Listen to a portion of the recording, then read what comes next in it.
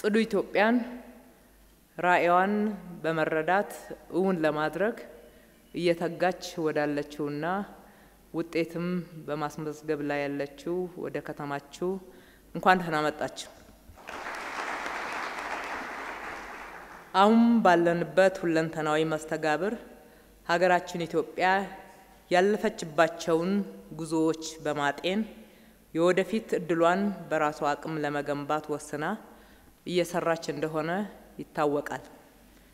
ለዚህም የሀገር ውስጥ አቅምና ጸጋዎችን በመጠቀም ወደ ተጨባጭ እንቅስቃሴዎች የገባንበት ዋነኛው መተማመኛችን የራሳችን ህዝብ የመፈጸም አቅምና ድልብ የተፈጥሮ ሀብታችን ነው። ይህ አዲስ የእድገት ስትራቴጂ ብቻ ሳይሆን አዲስ አስተሳሰብ ጭምርም ነው። ዓለማችን እያስተናገደች ካለችው ቀውሶች መካከል የአየር ንብረት አንዱና አሳሳቢ የሆነ መምጣቱም ይታወቃል። ኢትዮጵያም ሆነች ከተማችን አዲስ አበባ ምንም እንኳን ለዓለም አቀፍ የአየር ንብረት ያላቸው አስተዋጽኦ አነስተኛ ቢሆንም ለማንም ምህረት የሌለው ዓለም አቀፍ ቀውስ እየመጣ መሆኑን በመገንዘብ ክቡር ጠቅላይ ሚኒስትራችን በሰጡን ታላቅ አመራር አማካኝነት የአረንጓዴ አሻራ መርሃ ግብርን ተግባራዊ በማድረግ እንደ ሀገር በቢሊዮኖች የሚቆጠሩ ችግኞችን በመትከልና በመንከባከብ አዲስ ታሪክ መጻፍ ስለቻልን ሁላችንም እንኳን ደስ ያለን ማለት እወዳለሁ። እንደ መዲናችን ባለፉት የለውጥ ዓመታት ብቻ በዚህ ዘርፍ ባከናወናቸው ተግባራት የአዲስ አበባ ከተማ አረንጓዴ ልማት ሽፋን ከነበረበት 2.8 እጅ ወደ 20 እጅ ማደግ ችሏል። ከዚህም ባሻገር በከተማችን ያሉትን ከ76 በላይ ወንዞች፣ ጅረቶች፣ የወንዝ ዳርቻዎችን ከብክለት ለመከላከል በርካታ ስራዎችን እየሰራን ነው። እነዚህ ወንዞች ቀደም ሲል ተፈጥሯዊ ማንነታቸውን አጥተው የቆሻሻ ማጠራቀሚያ በመሆን ራሳቸው ሞተው በሰውና በብዝሃ ህይወት ላይ የሞትና የተለያዩ ጉዳቶችን በማድረስ የህዝባችን አካላዊና ስነልቦናዊ ጤና ሲያውኩ እንደነበሩ የቆዩ ሲሆን አሁን ወደ ተፈጥሯዊ ማንነታቸው በመመለስ ለቱሪስት መስህብ ዝግጁ እየሆኑ ናቸው። ስራችን ዘላቂ እንዲሆን ዘመናዊ ፍሳሽና የደረቅ ቆሻሻ አወጋገድ እንዲሁም የብክለት መከላከል ደንብ በማውጣት በተግባር ላይ አውለናል። በተጨማሪም በክቡር ጠቅላይ ሚኒስትራችን አስጀማሪነትና ሐሳብ አመንጭነት በጽዱ ኢትዮጵያ ኢኒሼቲቭ 454 የህዝብ ንጽህና መጠበቂያ ወይም መጸዳጃ ቤቶችን ገንብተን ለህዝብ አገልግሎት ክፍት ማድረግ ችለናል። የፍሳሽ ቆሻሻ ማስወገጃ ሰፊ መሰረተ ልማት የዘረጋን ሲሆን 15 ትልልቅና መካከለኛ ዘመናዊ የፍሳሽ ማጣሪያ ጣቢያዎችንም አጠናቀን ወደ አገልግሎት በማስገባታችን የከተማዋ ነዋሪዎችም ሆኑ በታችኛው ተፋሰስ የሚኖሩ ነዋሪዎች ከሚደርስባቸው የብክለት ችግርና አደጋ ለመታደግ ተችሏል።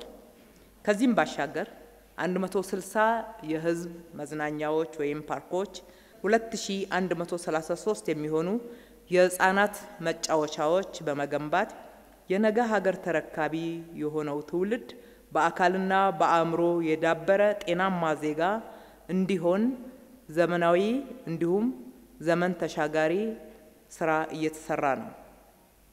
ከዚህ በተጨማሪ መንገዶቻችንን ከአየር ብክለት በተለይም ከተሽከርካሪ ጭስ የጸዱ ይሆን ዘንድ 241 ኪሎ ሜትር የሳይክል መንገድ በመገንባት ሞተር አልባና የኤሌክትሪክ ተሽከርካሪ ትራንስፖርት መጠቀም እንዲለመድ እየሰራን ሲሆን በተጨባጭም 100 ያክል የሚሆኑ የኤሌክትሪክ አውቶቡሶችና 150 ሚኒባሶችን ወደ ስራ አስገብተናል። የኤሌክትሪክ ቻርጀርም በየጣቢያዎቻችን እንዲሁም በተርሚናልና በፓርኪንጎች ሁሉ እንዲተከሉ እየሰራን ነው። በጥቅሉ ፈጣሪ የለገሰንን ወንዞች በማከም ዳግም እንዲያገግሙ በማስቻል የፈሳሽ አወጋገድ ስርዓትና የደረቅ ቆሻሻ አወጋገድ ስርዓትን በማዘመንና ጠንካራ የአሰራር ስርዓት በመዘርጋት ጽዱ ጎዳናዎችን በመፍጠር ጠረኗ ብቻ ሳይሆን ሁለንተናዊ ገጽታዎቿ ለቀጣይና ለዛሬ ትውልድ የተመቸች አዲስ አበባን መልሰን ለመገንባት ቀንና ሌሊት መስራታችን የአንድ ሰሞን ርብርብ ሳይሆን ቀጣይነት ያለው ዘወትር ተግባራችን ሆኗል። ይህ መልካም ጅማሮ እንደተጠበቀ ሆኖ የደረቅ ቆሻሻ አወጋገድ ስርዓት ቆሻሻን በየቦታው የመጣል ያልተሻሻለ ባህል በየቦታው መጸዳዳትና የድምጽ ብክለት መከላከል ላይ ገና የባህል ለውጥ ስላላመጣን የህዝቡን ባለቤትነትና ተሳትፎ በማሳደግ ከዚህ በላይ ጥረታችንን እንቀጥላለን።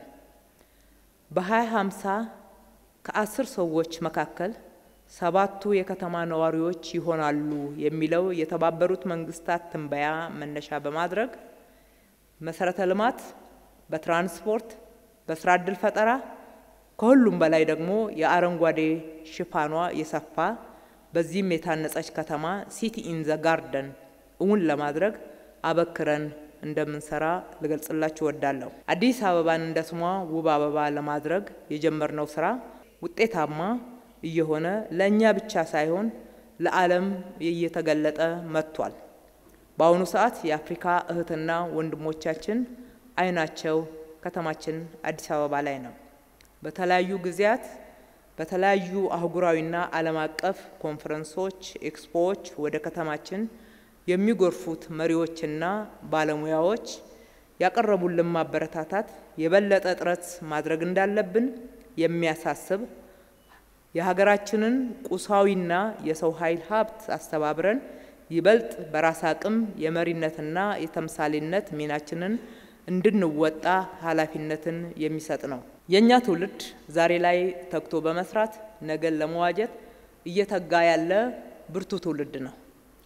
አዲስ አበባ ደግሞ የነገዋ ኢትዮጵያችን የብልጽግና ማሳያ የኢትዮጵያ መልክ እንደመሆኗ ኃላፊነቷን ለመወጣት ከዚህ በላይ ተግታ ትቀጥላለች።